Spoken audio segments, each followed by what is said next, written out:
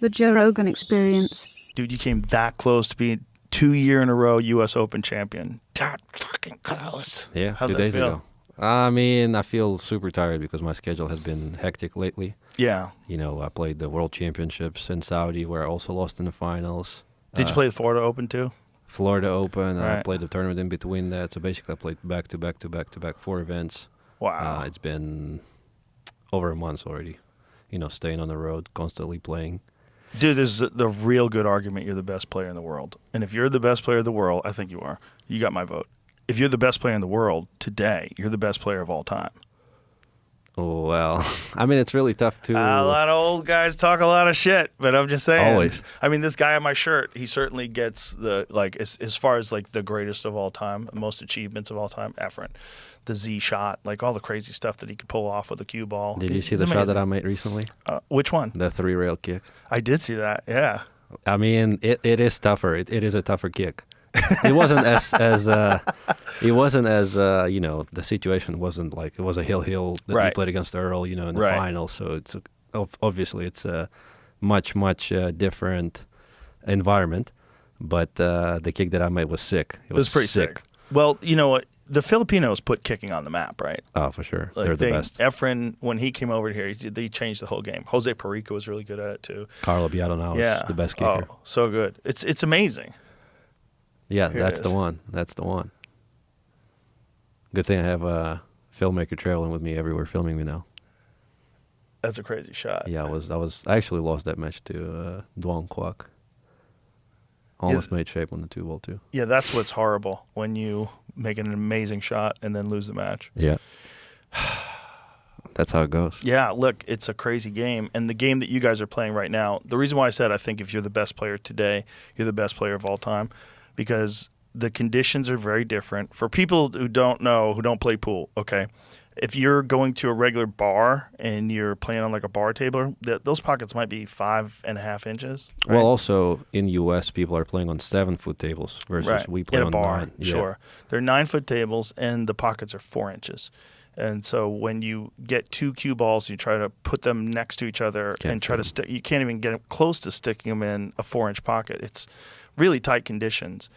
And I think there's better players now than I've ever seen in my life. And I've been watching pool for 35 years and playing pool for 35 years. I've never seen better players than play today. And I think you're the best today. So in my book, that makes you the best of all time.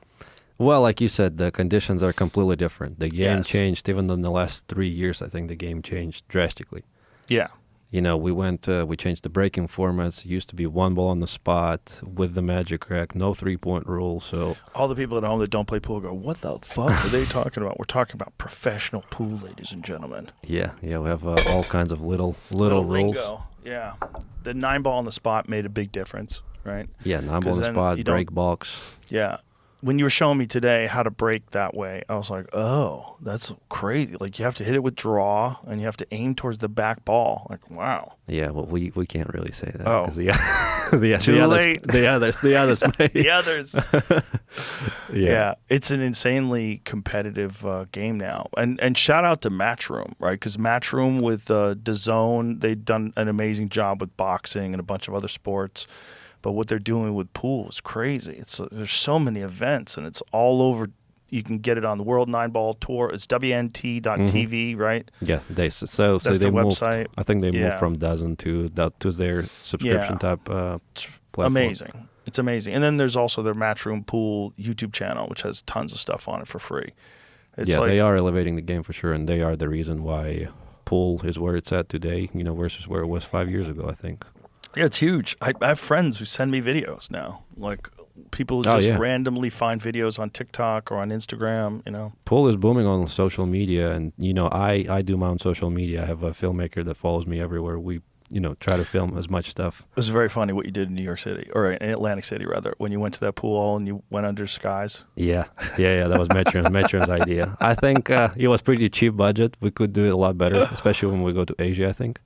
You know, you can't sneak around at any pool hall. Well, if you put me and make me look like a grandpa or something.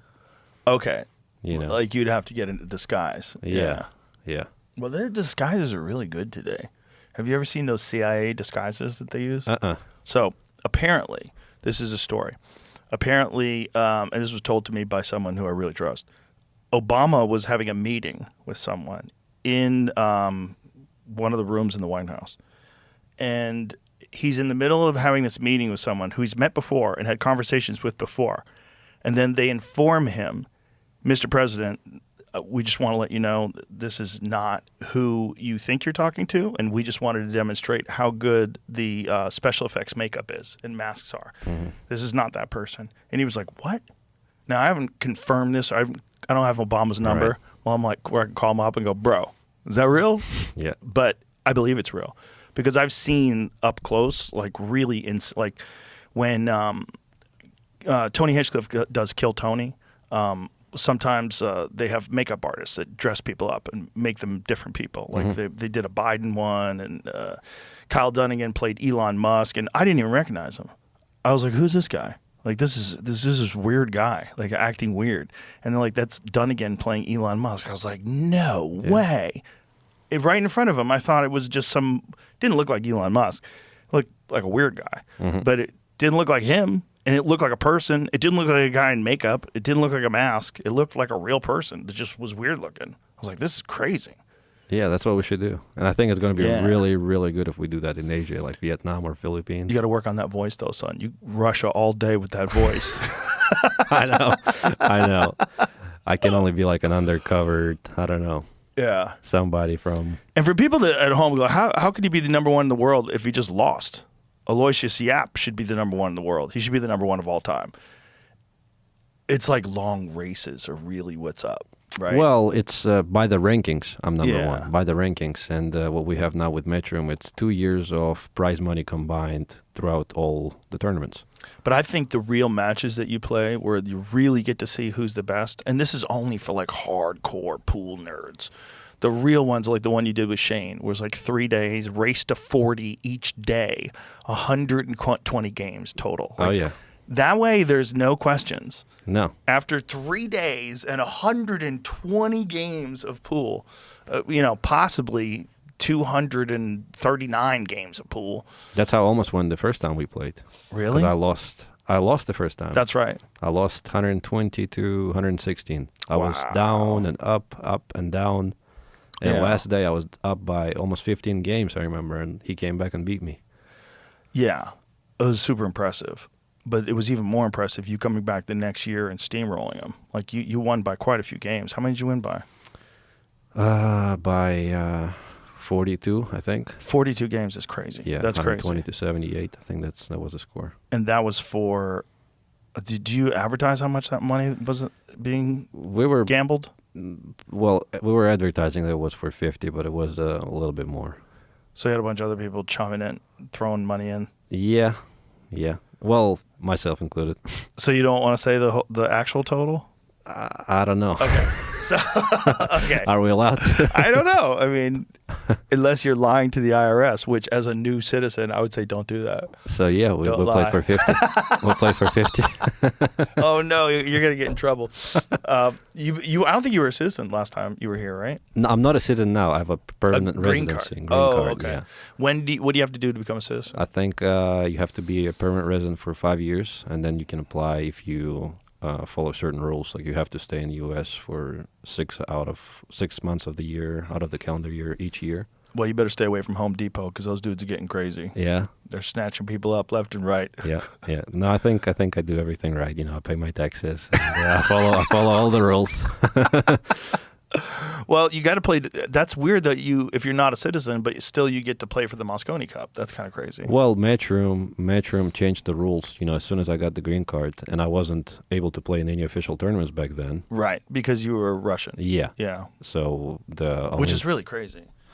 It was really weird. Yeah, when you think about it, even the first ban that we got as a Russian athlete happened because of hockey players. The WADA, WADA, Anti-Doping Association, they banned all the Russian athletes. Doesn't matter what sport you're in. What? Yeah. Really? Yeah. So it had nothing to do with the war? The first one happened before the war. It was 2018 or 19, I think. All Russian athletes competing in America? All Russian athletes competing everywhere. It was crazy. Everywhere. We played World Cup of Pool, I remember, in UK, under no flag. But we were still able to compete. Like when after the war, we were not allowed to compete anywhere. Wow. You know what's interesting? It never stopped the UFC. Like, not only do Russian fighters fight in the UFC, but they're celebrated. No one cares. Because they're not under the Olympic Committee, I think. Well, they're definitely not. It's a professional sport. Well, right? and that's what happened with Matchroom too. You know, it's a private company. It's Right. not a federation or association. They're just a private company, and they basically make their own rules. I was just glad that they didn't make it political. I'm like, you Right. think fucking this guy is out there causing trouble? Like, he's just a fighter. He's just a Right. professional MMA fighter. You know, this is what he does. And let's think about that. Let's not think about what these other people are doing that are in the same country as him. It's not him. Yeah. So in And so the 2000, USA didn't care. Like, they let a bunch of, like, for the entire time of the war, Ukrainian guys and Russian guys are fighting on the same card sometimes. Yeah.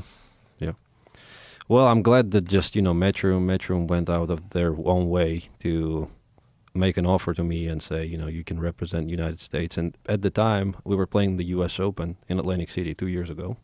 Or was it? Yeah, 2 years ago. And the crowd is cheering for me. I'm living in the United States already. Nice. Everybody's treating me like I'm one of their own.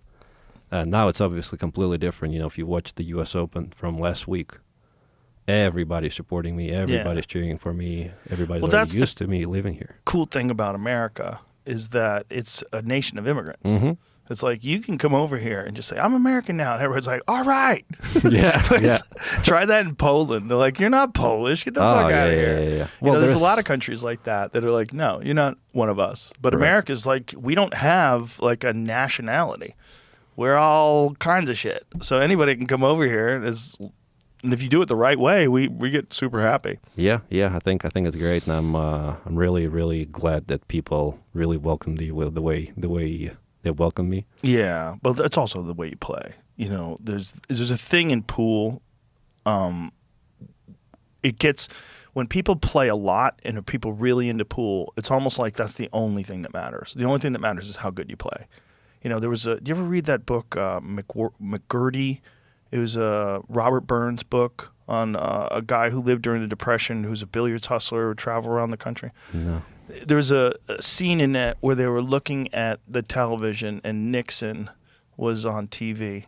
And he goes, look at that guy, President of the United States, and he can't make a ball. Isn't that funny? Because you and I know what that means. Yeah. Like, that in the pool world, that really means something.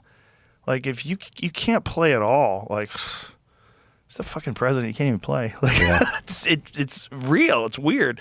So if you come to America, all that they care about is since it's a melting pot already, and then it's like all they care about is how good you play, and you play pretty fucking good. So far. People just take in. So far, well, you're playing better now than ever before, and you're Yeah, I only think I'm like, on top of my career right what now. are you, 25? 25. Yeah, come on, man. You're not even in your prime. No, yeah, I think I'm not in my prime. I think, I'm getting better every year. I think so. The match that you had with that Filipino gentleman before the match in the finals. What is that guy's name? Michael? That was Michael Baunan in quarterfinals. Quarterfinals. Mm-hmm. Yeah. So in that match, I was watching some of those outs, and I was like, Jesus, like, it doesn't get better pool than that. Like, 4-inch pockets, tight competition, a really good player, a lot of pressure. Everybody's there, single elimination at that point. Yep. And you're just getting out, man.